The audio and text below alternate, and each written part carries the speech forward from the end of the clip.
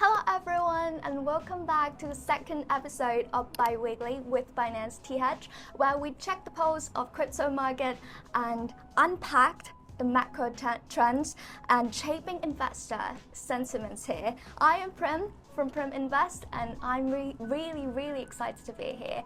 Joining me here is Peter Nee. Hi guys. Like CMO from Binance TH. Thank you so much for being here. Thank you for having me again. Okay, so crypto market kind of like have been, how can I say, hectic? Hectic, exciting. Yes.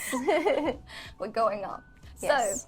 So for the past week, BTC hit its new all-time high. Yes, very exciting time for all of us. And what about Ethereum as well? Like we're coming back. I know. All the Ethereum fans can sleep a little bit better. I saw like a lot of people on social media mention about it and they kind of like go way back. Like, yeah, all the hype is about Ethereum at the moment. Yeah, a lot of people say that it will hit like 4,000 US dollar. Yes, it's getting closer and closer for sure. Yeah, and our core season's back. Yes. Over the past week, like nearly half of all crypto-related social media mentions have focused about Bitcoin. Yes. And reaching new highs above 123,000 US dollar. Yes. And given the current global instability right now, how is Bitcoin proving itself as a reliable hedge against economic risks, and how does it changing relationship between like traditional finance markets suggest about its future role? Sure, I think you're right. Last week, my phone was blowing up by friends that I haven't talked to in years, asking me how to buy Bitcoin and what is Binance and Binance TH. Yeah. So I was very busy catering to retail user demand. It's been a very exciting week for us and the community. You were mentioning earlier that not only Bitcoin but Ethereum is also recovering, which also such a great news for the community. And in terms of how do I see it in terms of Bitcoin as a global hedge asset, I would say that these past 6 months have really shown us that Bitcoin truly is a global hedge asset, but especially because it has gone through a couple of things. So there are two main global uncertainties in the past 6 months. So the first one is what we all know is economic uncertainty with the US government and the reciprocal tariff. So that one really made people starting to think about how their fiat value depends on government's policy, whereas Bitcoin is always going to be Bitcoin. Yes. No matter what the policy of each government is going to be, Bitcoin will only have a certain amount of Bitcoin per cycle, and it's going to be halved in the next cycle.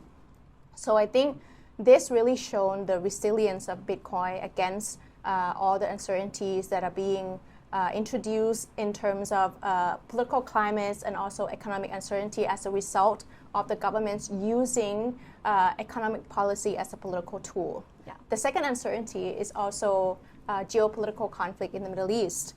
We then saw a lot of panic with the stock market, and we also saw that Bitcoin dropped to 98,000, but it dropped very quickly. Even I couldn't, I thought I would get in on a 98 again, but I couldn't. The drop was very quick because there's a strong institutional demand and also retail demands. So that helped Bitcoin bounce back fairly quickly.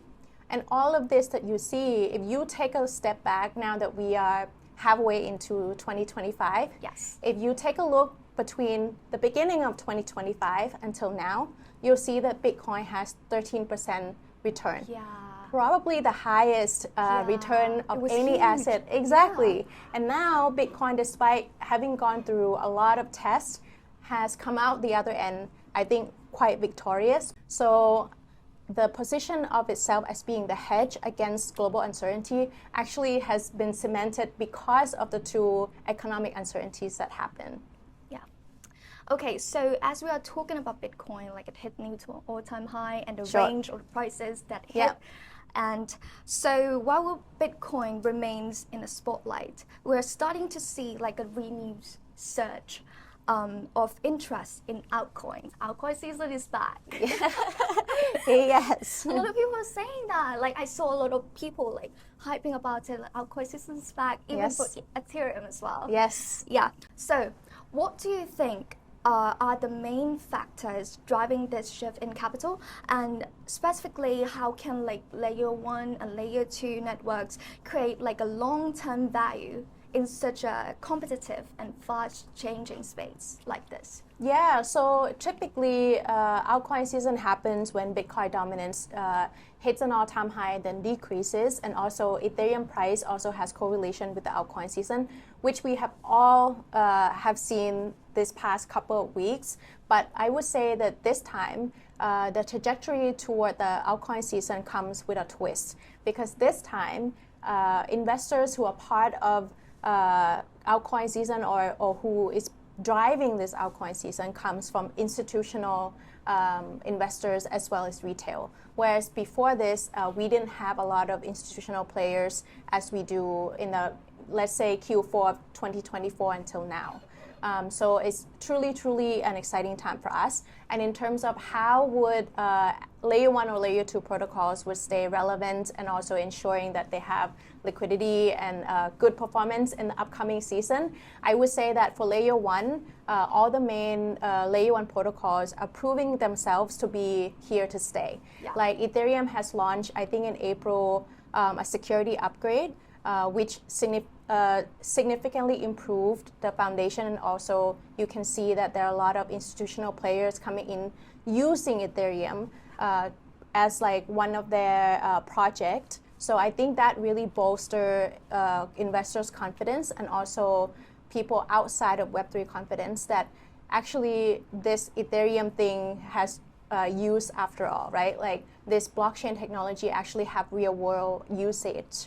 And so for layer 1, I would say that if layer 1 can continue to provide value and utility and also prove itself to be a good foundation to build on top, that is how layer 1 provides sustainable values. In terms of layer 2, it's a little bit challenging, as you might have seen, because a lot of layer 2 projects comes and go. Yeah. They cannot retain liquidity on their layers, and that is it's going to be a long-term issue, but Binance Research actually released their half-a-year research where they touch upon this as well. And they said that in order for Layer 2 to maintain a sustainable journey in Web3, Layer 2 could focus more on utility, security, and also governance. So people who hold token for Layer 2 should be able to vote, should be able to do more things, or even developers. So Layer 2 would have more value if they have more utility.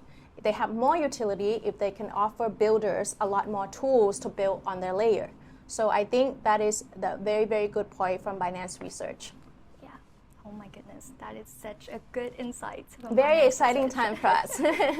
So as we are talking about layer 1, layer 2, and we mentioned about Ethereum.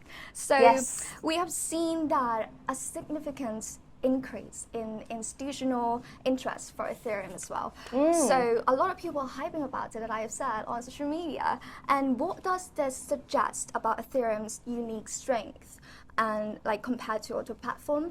And how, like, where do you see Ethereum fitting in the future?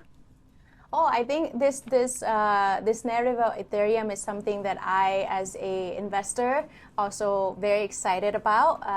So Ethereum has really proved itself over the past 6 months to be a foundation layer 1 protocol for Web3. You can see that in the first 6 months, Ethereum actually experienced an increase in institutional usage. So a lot of financial institutions actually using Ethereum lending protocol to build projects on top.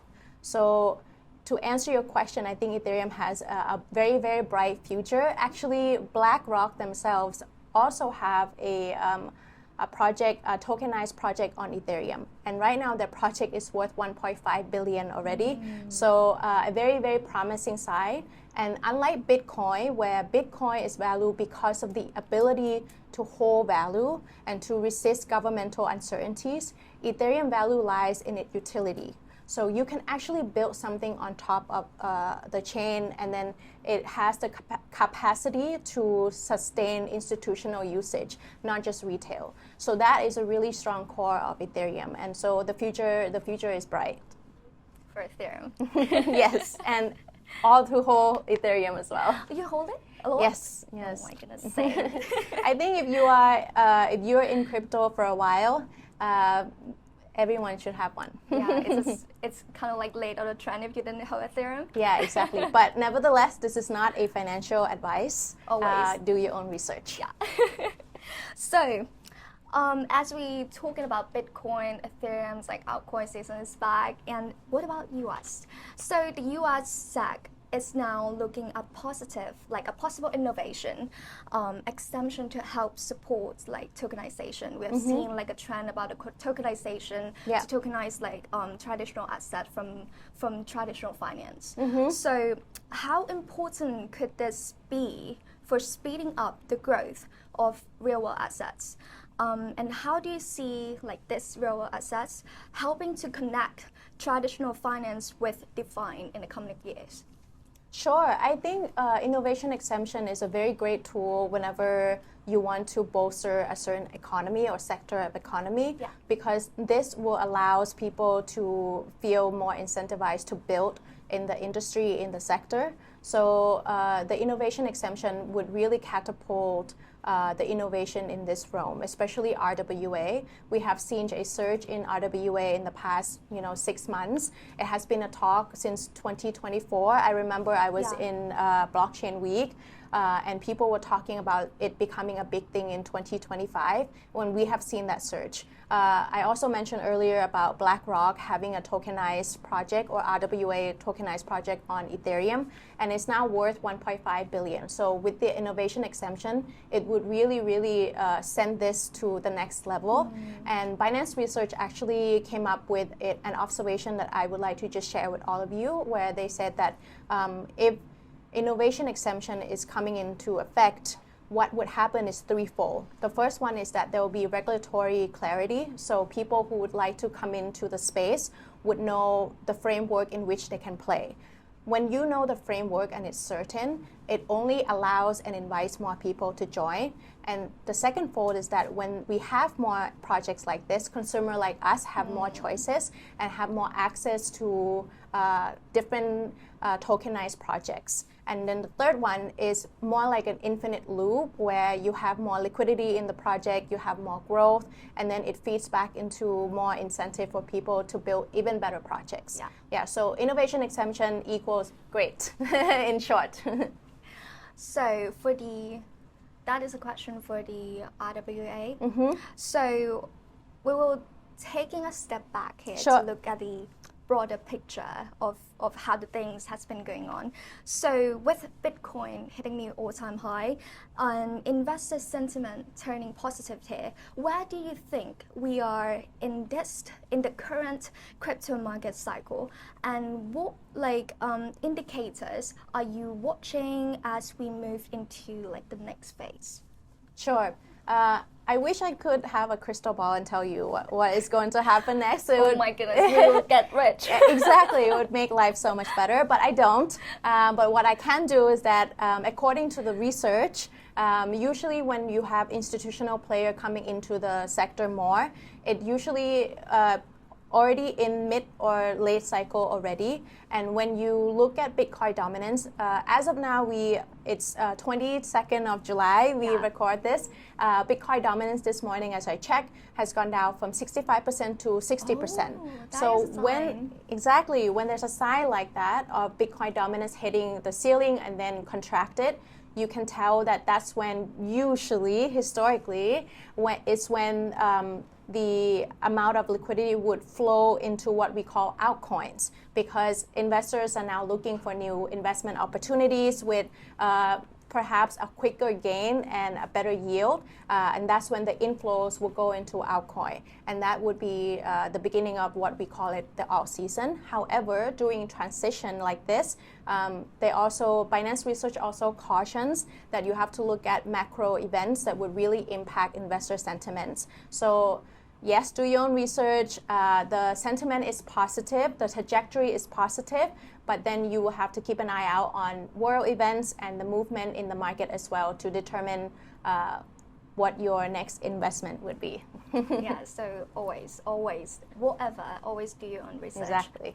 Yeah, so this is it for the video here, and this has been a great and really insightful video, and thank you for Pinani for coming back here again. And don't forget to follow Binance TH, and for our Binance research team. Yes, we have Binance research team has a weekly research. They also have half a year research as well for you to do a recap on crypto market, and also determine what would be the next waves or trends to look for in the future. So I think we talk about doing your own research a lot. Yes. So either you can do, right now there's so many things that you can get educated from, either listening to Prim. So Prim is one of the few KOLs who actually really actively trying to digest complicated information and simplify it to audience. So if you're looking for, an in-depth analysis in a consumable way, I would say that you would be one of the great channel, Binance Research, Binance TH Academy. You can follow the news. I say that get as much information as you can before you make an investment decision. Yeah. Oh, one thing. I noticed that you do have your own Facebook page. Oh, yes. What's the name of it? Wealth Code? Her Wealth Code is my creative outlet. Like, if you didn't follow it, go follow and check it out. So, for more updates like this, we will see each other again, like in the next 2 weeks. 2 weeks. Yeah, for the next bi-weekly with Binance TH. Until then, stay informed and stay ahead. We'll see each other again. So, goodbye. Bye, guys.